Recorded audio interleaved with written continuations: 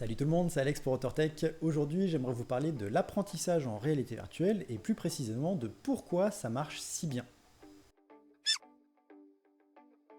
Si vous avez vu la vidéo précédente, je vous parlais du modelage comportemental. Donc c'est quelque chose qui peut être utilisé dans un aspect négatif, c'est-à-dire pour apprendre des mauvais comportements, ou bien ça peut également être utilisé dans une idée plus positive pour le fait d'apprendre aux gens des comportements qui sont intéressants, qui sont bénéfiques à la société. Et c'est là où on va pouvoir tirer vraiment le meilleur parti de la réalité virtuelle dans le cadre de la formation, en entreprise ou ailleurs, c'est de pouvoir vraiment catalyser tous les outils et toute la technologie de la réalité virtuelle pour créer un contexte dans lequel quelqu'un va pouvoir apprendre quelque chose. Il y a un proverbe chinois qui dit « Ce que j'entends, j'oublie, ce que je vois, je retiens, ce que je fais, je comprends ». Et ça, c'est un concept qui est très très intéressant, parce que dans l'aspect apprentissage, là où il y a un vrai challenge, c'est pour ce qui est de la partie rétention de l'information. L'objectif quand vous allez apprendre quelque chose à quelqu'un ou que quelqu'un va vous apprendre quelque chose, c'est que l'information, elle reste, elle persiste.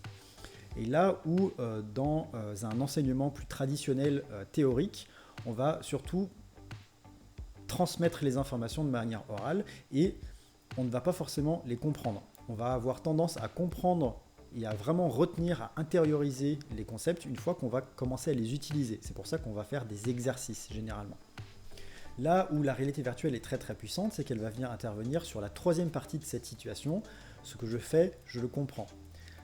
En vous mettant en situation avec un casque de réalité virtuelle, vous allez reproduire des comportements que vous avez appris. On vous a appris que par exemple dans telle situation, les règles de sécurité c'est de faire ça, ça, ça et ça. Et une fois que vous êtes en situation, eh bien, vous allez pouvoir réellement faire ces actions-là.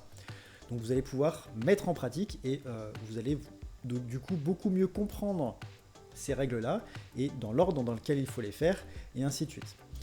Donc là, c'est vraiment la plus grande puissance de la réalité virtuelle, c'est de pouvoir taper directement sur l'aspect pratique, je fais, donc je comprends. Et le fait de comprendre quelque chose, ça va littéralement changer la façon dont vous allez voir un concept.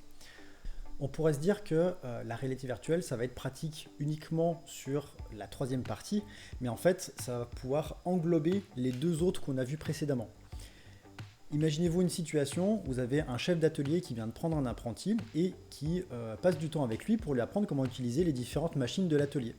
Eh bien, il va l'emmener sur un poste, il va lui expliquer comment fonctionne la machine pendant que lui, il fait les différentes manipulations pour paramétrer la machine, l'utiliser en toute sécurité. Là, vous avez une situation où l'apprenant va directement apprendre les concepts, les éléments à retenir directement sur la machine, directement en mode pratique. Et en fait, on peut avoir cette approche-là directement en réalité virtuelle. C'est-à-dire que vous mettez le casque pour la première fois, vous êtes face à une machine où on va garder l'exemple de la machine-outil. Vous avez une machine que vous n'avez jamais utilisée et vous êtes là pour apprendre à l'utiliser. Eh bien, on peut mettre en place tout plein de choses autour de l'expérience pour avoir une espèce de mentor qui va vous expliquer comment fonctionne la machine. Alors, ça peut être représenté par un avatar de quelqu'un qui va vous expliquer, mais ça peut être aussi également différentes indications. Par exemple, commencer par appuyer sur ce bouton pour lancer la machine, tirer cette porte pour ouvrir ou pour fermer le capot, et ainsi de suite. On peut avoir différents éléments comme ça pour, dans un premier temps, familiariser l'apprenant avec le fonctionnement de la machine, quitte à ce que dans un second temps, il y a par exemple un mode évaluation dans lequel on puisse venir dire, bah voilà, maintenant que tu as appris à utiliser la machine, montre-nous. Voilà, tu peux tout faire, tu peux appuyer sur les boutons, tirer les manettes, etc. Utilise la machine comme tu es censé l'utiliser.